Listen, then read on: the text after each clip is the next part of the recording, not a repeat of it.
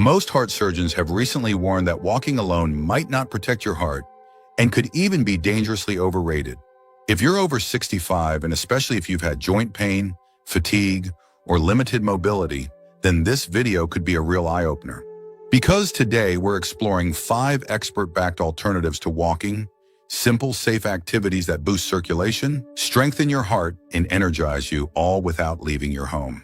If you've been struggling with poor circulation, numb feet, swelling in the legs, or just that sluggish feeling that comes from sitting too long, you're not alone. Millions of older adults face the same challenges, and many feel stuck, like walking is their only option, even when it hurts. But it's not your only option. And the 5 alternatives we'll cover today might be exactly what your heart has been waiting for. So if you care about protecting your heart, sharpening your brain, and staying mobile and independent well into your 80s and beyond, stay with me. What you learn today could change how you feel tomorrow, literally. Let's begin. Number 1, seated leg pumps. One of the simplest, most underrated exercises for heart and blood health, especially if walking is difficult, is the seated leg pump. It might sound too easy, even a bit silly, but the truth is, this gentle motion mimics the natural pumping action of walking without putting stress on your knees or hips. And more importantly, it engages the calf muscles, which many cardiologists call your second heart. Here's why that matters. Every time your calf muscles contract, they help push blood upward from your legs back toward your heart. This keeps your circulation flowing and prevents blood from pooling in your lower limbs, which is one of the main reasons older adults struggle with swollen ankles, cold feet, or even dangerous clots. Without that pumping action, your heart has to work twice as hard to move blood upward, especially when you're sitting for long periods. What makes the seated leg pump so powerful is that you can do it anywhere, while reading, watching TV, eating dinner, or waiting at the doctor's office. Just sit upright, plant your feet flat on the floor, and slowly raise your heels while keeping your toes on the ground. Hold for a second, then lower. Then do the opposite. Raise your toes while keeping your heels down. That's it. That little up and down motion gets your calf muscles firing and your blood moving again. Now here's where the psychology comes in. Many seniors feel helpless when they're told to move more, especially when they're in pain or unsteady on their feet. But the seated leg pump breaks that mental barrier. It shows that you can do something right now without needing special equipment, a trip to the gym, or even shoes. And that one small action can be the spark that restores your confidence, your independence, and your trust in your body again. I once spoke with a man named Ronald. He's 78, lives alone, and hadn't walked more than a few steps without feeling dizzy. His doctor told him to walk more, but he just couldn't. Then his physical therapist taught him the seated leg pump. He started doing 20 reps every hour on the hour, while watching his favorite Westerns. 2 weeks later, his swelling was down, his energy was up, and he said, "I finally feel like I'm participating in my own recovery." It's not about how much you move. It's about how consistently you get your blood flowing.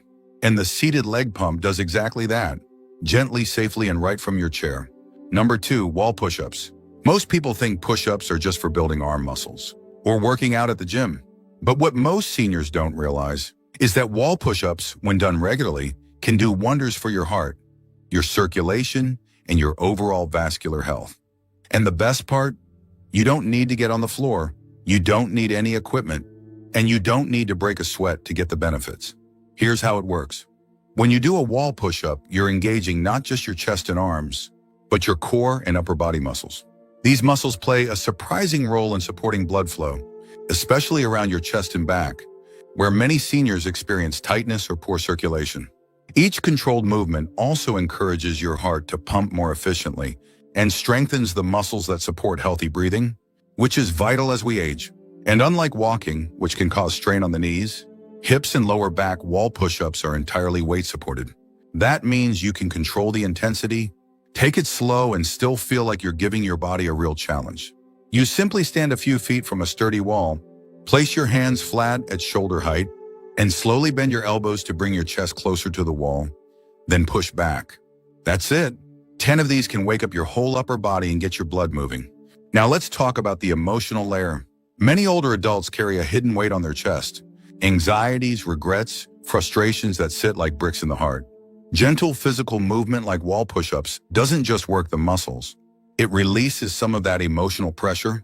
You might find that after a few repetitions, Your breathing deepens, your posture improves, and your mood shifts. That's not a coincidence. That's your nervous system responding to safe, controlled movement with relief. One woman I know, her name's Margaret, she's 82, started doing wall push-ups after her doctor told her she needed to build up her body strength. She was nervous at first, afraid of falling or straining something. But after trying just 5 each morning by her kitchen counter, she said something that stuck with me. I thought my body was too old to do this, but now I realize it was just waiting for permission.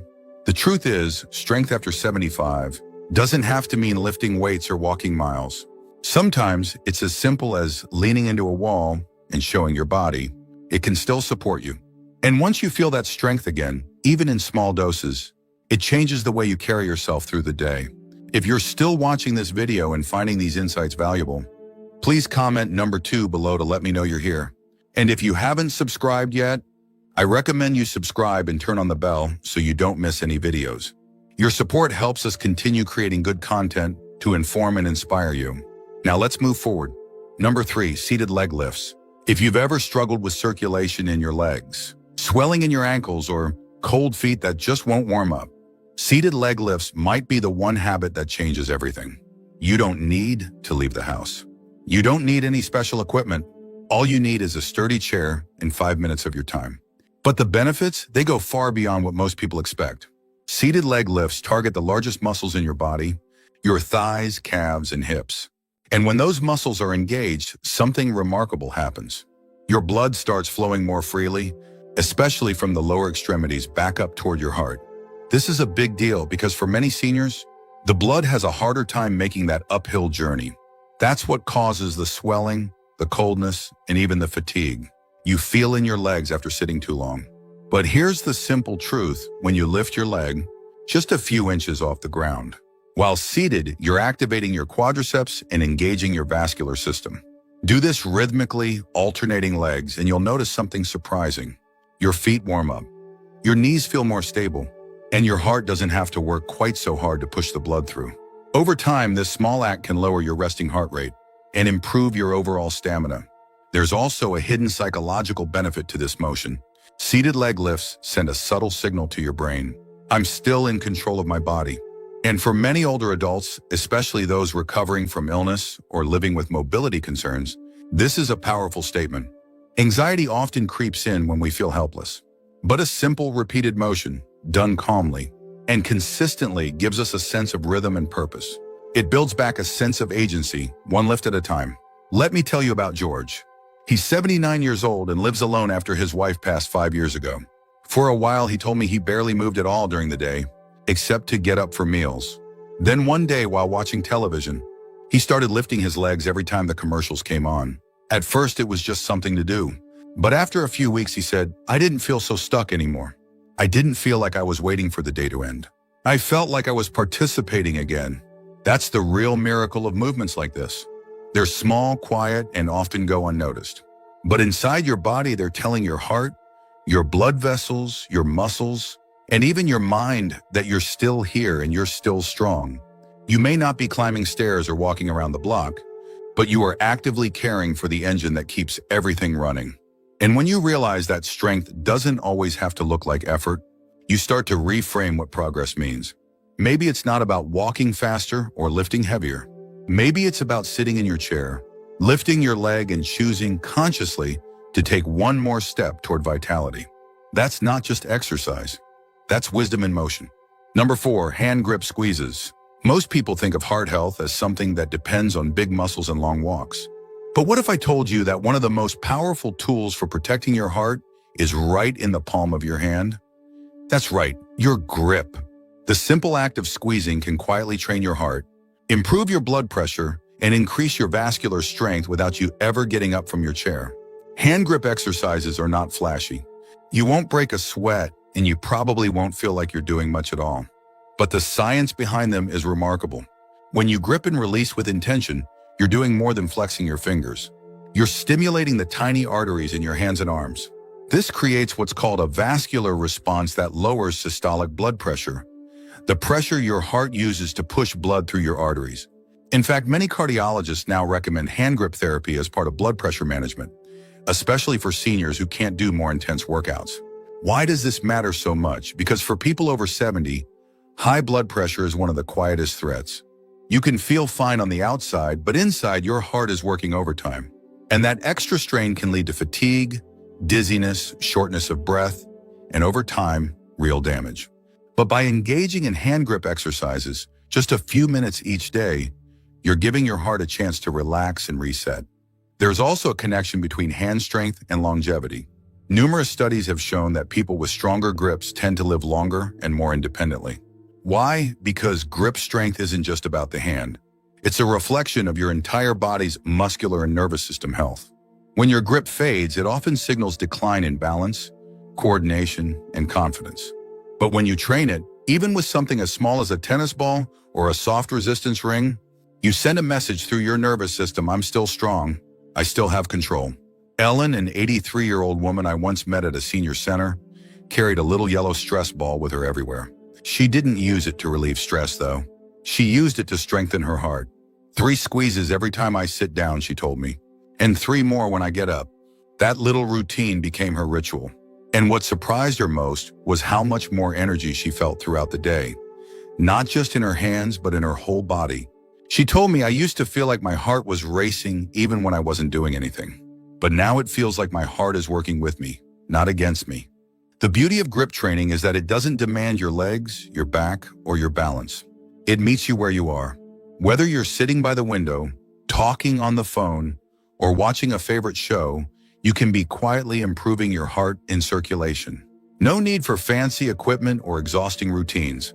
And perhaps most importantly, it gives you a sense of control. When so much of aging feels like letting go of speed, letting go of routines, letting go of confidence, this is one thing you can grab onto, literally. One small squeeze at a time. That alone can make a world of difference. If you're still watching this video and finding these insights valuable, please comment number 4 below to let me know you're here. And if you haven't subscribed yet, I recommend you subscribe and turn on the bell so you don't miss any videos.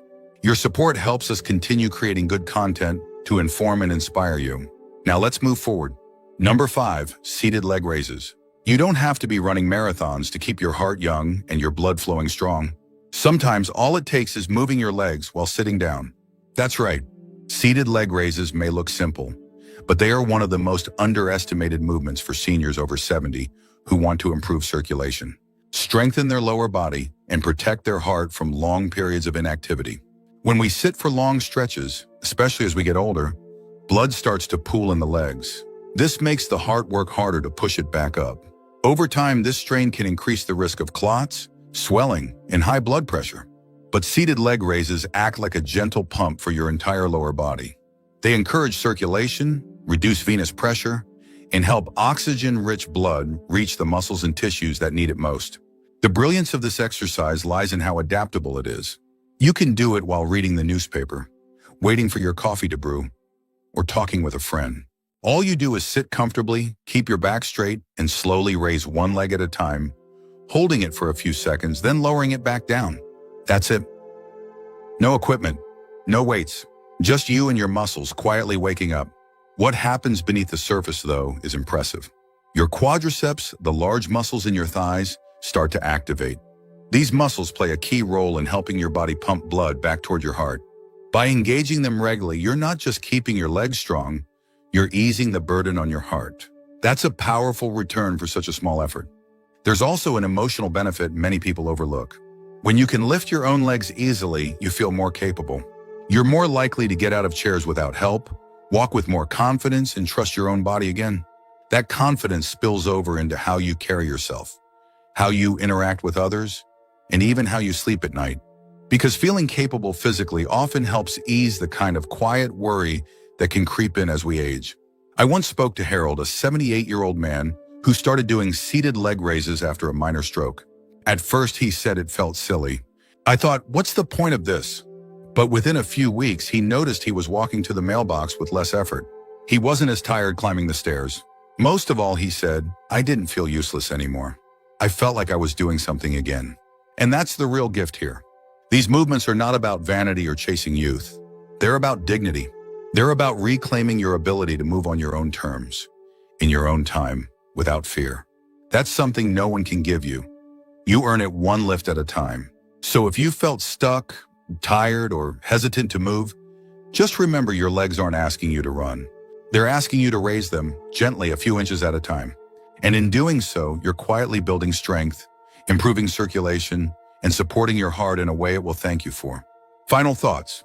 If there's one thing I've learned in my 85 years of living, it's that real change doesn't require perfect health, expensive equipment, or even a whole lot of time. It just takes a little curiosity, a little willingness, and the belief that your body still matters, because it does. In fact, I'd say that's when it matters the most. You see, so many people our age are made to feel invisible. The world rushes by, the noise grows louder, and suddenly we start to shrink. But the truth is, inside every senior, yes, even the ones with bad knees or a slower step, there's still a spark of vitality, of strength, of resilience. That spark never leaves. It just waits for you to notice it again. And that's what these 5 simple practices are really about. They're not just physical movements. They're messages. Messages that say you are still here. You still count, and you still have the power to care for your own heart. Each time you sit and squeeze your toes, or press your palms together, or even raise your legs while watching TV, you're reminding your body and your spirit that you're not done. You're not giving up. You're choosing to show up for yourself, even in the smallest ways. And let me tell you, those small ways, they add up. They build momentum. They create peace. I know life isn't always easy at this stage. Maybe you've lost someone you loved. Maybe your body doesn't feel like it used to. Maybe some days you just feel tired of it all. That's okay. That's human. But in those moments, I hope you'll remember what we talked about today.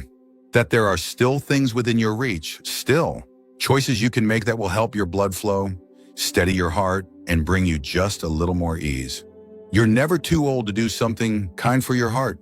You're never too far gone to try something gentle, simple, and healing.